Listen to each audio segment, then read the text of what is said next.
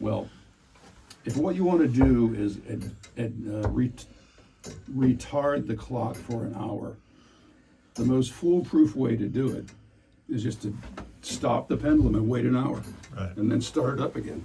You'll have exactly the same result as you will as if you try to advance it the other way. And if you want to retard it for an hour, advance it for an hour, you can also just stop it and then restart it 11 hours later.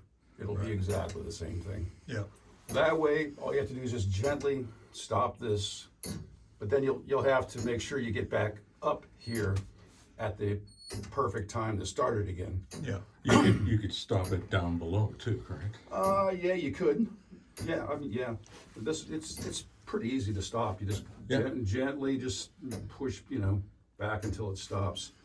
And then when you want to start it, you just very gently push it over until the escapement starts behaving appropriately, and that'll be it.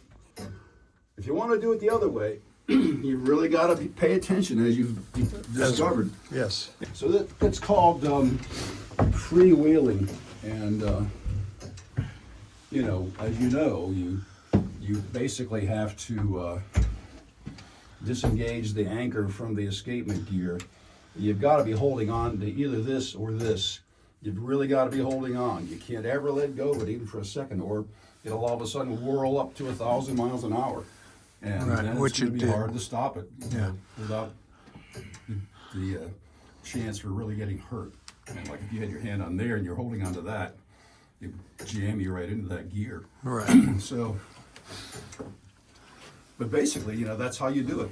You just, as you know, you turn the little thumb screw, which permits you to disengage this, Yeah. but you've got to be holding on either to this or to this Right. very firmly when you do it, or you're in big trouble. Yeah. So the way that I described it initially is the safest way in terms of preventing harm to yourself and harm to the. Well, it is. This clock is very old, as you know, when you look at that little plaque over there, and it's also probably the only one of its kind anywhere, and because it's Aaron Willard Jr., if I remember correctly, and he was the son of Aaron Willard, and Aaron Willard was the brother of Simon Willard and another Willard, and they all were clock-making forerunners or early famous clockmakers in the United States. Simon, most famous, Aaron, his brother, kind of next in line. So this one right here is like, he's a direct member of the family, and it's kind of verging on phenomenal that something this old is still almost completely original, and still working the way it was made and designed. Of course, I did some work to it to get it back to this shape, but like replacing that fan, because the one that was over here was a replacement and it was not good. This one here is good, but I noticed that one of the blades is very loose right now. Uh-huh. It's got to have the wind resistance that it has, where it will allow this to run more rapidly than it really should. Or So it'll that's- start beating itself. It's to like a death. governor, is that That's right? exactly right. It's a wind governor. Yeah. It mellows, it slows down the speed of the striking function.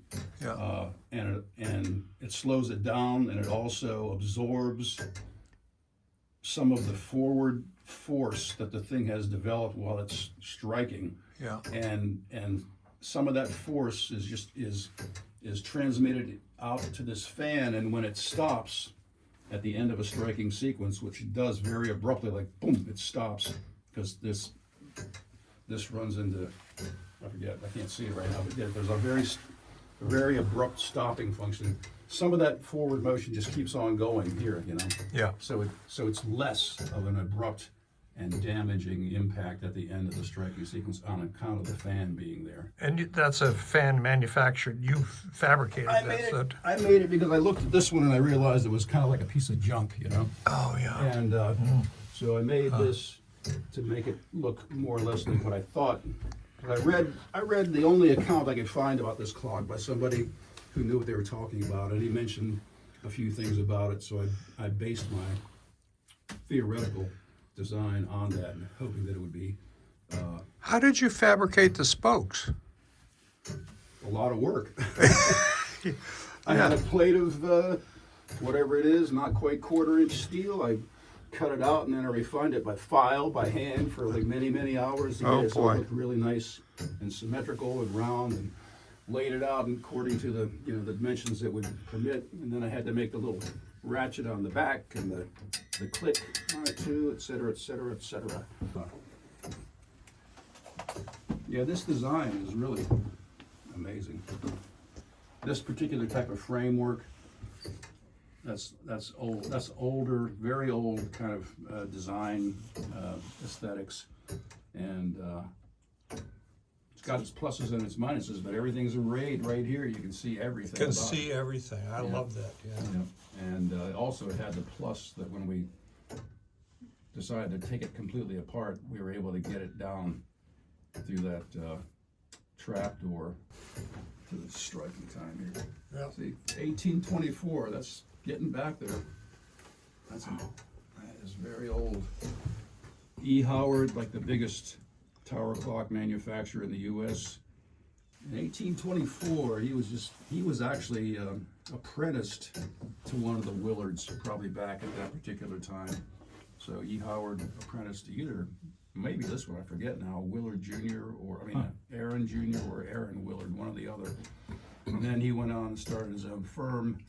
He went through various iterations, but he was just barely getting started. But then he went on to become probably the largest U.S. tower clock manufacturer of all, or there might be some kind of between him and Seth Thomas, they were both large tower clock manufacturers. Then there were a bunch of smaller firms along the way, but E. Howard gradually built up so that by like 1880 or something, 1890, he was making a lot of tower clocks, like maybe 4,000 altogether. Wow.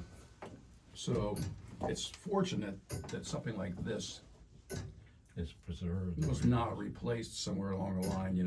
If it ever had some kind of a difficulty or became sort of cranky, or some new sexton came in and said, I don't want to deal with it, chances are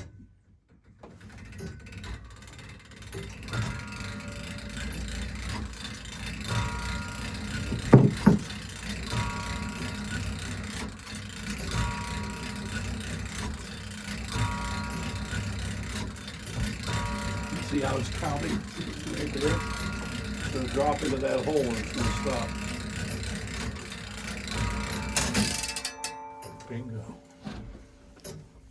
That's called a count wheel, and it's different than it was used in earlier tower clocks and earlier mantle clocks and grandfather clocks and things. But basically, this distance between this slot and the next one gradually increases by 1 toll per tolling sequence. And so and when this is riding along on top of this perimeter edge, and it just kind of keeps touching and touching and touching, and then it boom drops down in, and when it drops down in, it allows these various levers to cause it to stop. And if we wanted, for instance, the bell was behind by 2 hours Yeah. for the clock, what's the simplest way to advance the bell an hour or two? Well, so it was. You mean versus the time that was being shown on the outside of the We building? just lift up on this Now, thing? let me ask you that question again. Was the bell still synchronized with what the hand said? Or No, were the no, it was behind by 2 hours. So what did you do about it? Do you know? Yeah, I short-circuited the thing and lifted this up and let it go through a cycle. All right. Well, Bell, and then I did it again. I think that's what I would do, but I would hold on to this while I was doing that if I was you, because this is the easiest way to stop the striking train. Just push back against it, then you can lift up on that, gently drop it, and then it'll go through its sequence. Right. But I would prevent it from starting. See, if you do what you did and let go, you'll have more control over if you do this. Just push back on the fan, lift up on that, let it drop, let it do its thing, and it'll go to the next. But you should do it when, it would be best to do what you described if you did it after it had struck. itself, then everything will be in the proper position and everything will be okay to run for an hour and drop. And then the fact, other aspects of it will be in synchronization with the time train that's wanting to trip it and get it to start going. But if you, so then I think that's my final statement. You just Okay. do this, lift up, let it go, and then it'll just shut itself off. And you can, I'm kind of a little perplexed about how this got out of synchronization with that, unless something held back on the striking train. Well, it could have been a winding issue. Oh, well, there you go. I forgot about that. That's the most likely one right there. Why would it be a winding issue? If it wasn't wound up. Well, if it and the wasn't weights had wound up and bottomed it ran out of But juice. that hasn't happened. There should be some kind of mark on the cable that you can refer to that lets you know when you've wound it up far enough. The weights are just hanging at the end of the cable, and they're going to come up, and eventually, if you wind too far, they're You're going gonna to hit bump. the floor, yeah. Which is not the end of the world as long as you really stop when they do that. But it'd be better if you made some kind of like bright yellow paint or something. That's right. See that? Hear it? It just stopped. Yeah. That's because. Oh, yeah. Yeah, I see that it's, yeah. So somehow or another, everybody who has wound this has taken that into consideration somehow. You know that the amount of time that you're winding it, while you're winding it, it's going to basically stop. It evens out. You know, maybe it's running a tiny bit fast, and then when you wind it, it loses a minute or something, so that it all kind of ends up balancing out. But it does stop when you're winding it. The other thing about winding it, which I'm sure you've been told, but I'll say it again because it bears repeating. You cannot let go of this abruptly, ever. That's all cast iron right there. And more so than that, this one right here, this one, I can't really see what that is, but it's brass. So that's not going to break, but I just, You've seen when it you happen? let go of this Yeah. really abruptly, all of a sudden it bashes back like that, real hard. Hear that? Yeah. Yeah. There's a pawl. Where is it? It's down here. That's clicking against these teeth. That is what's stopping it from spinning backwards right now. Yeah. And if you let go of this really abruptly, that'll smash together, and it'll either damage or the teeth might break off, and then all hell would break loose, you know, and the thing would spin around, et cetera, et cetera. So you have to let go of it in a controlled fashion. So you go like this, you let it back until it just seats in there, and all the pressure gradually goes away from your cranking hand, like that. Then you're cool. So don't ever let go of it abruptly while you're cranking it. That's a kind of a unique feature to this clock, by the way. The big wooden pulleys, aren't they, that are down there underneath? We're kind of. You want it wound while you're down there, Yeah, go David? ahead, that'd be good. One that's still down here, but now it's this big Acme threaded rod. I think there was one for each side originally, but now we did it all in one rod.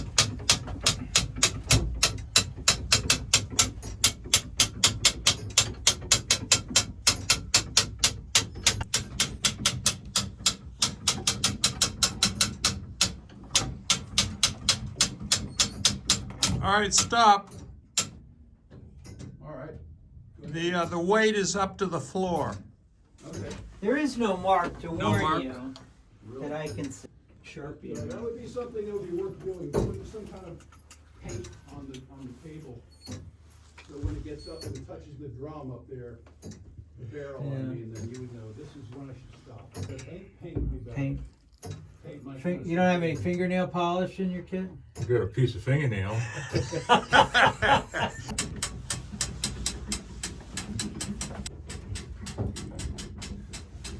Okay, the weight is getting close. I see it, yeah. Yep. You know, you can turn it a little bit more if you want to, but you're within about whatever, half an inch of the pulleys. That'll be about it, right about there. I would Yeah. say. Some of the clamps, bolts, are gonna not allow this weight to fall. You'll have to come see it. So it can't be knocked off, is what you're saying? Well, it's not gonna work because it's gonna get caught up in the boards here. It was overwound. You're saying it's too high right now? It's too high. You'll see what I mean when you get here.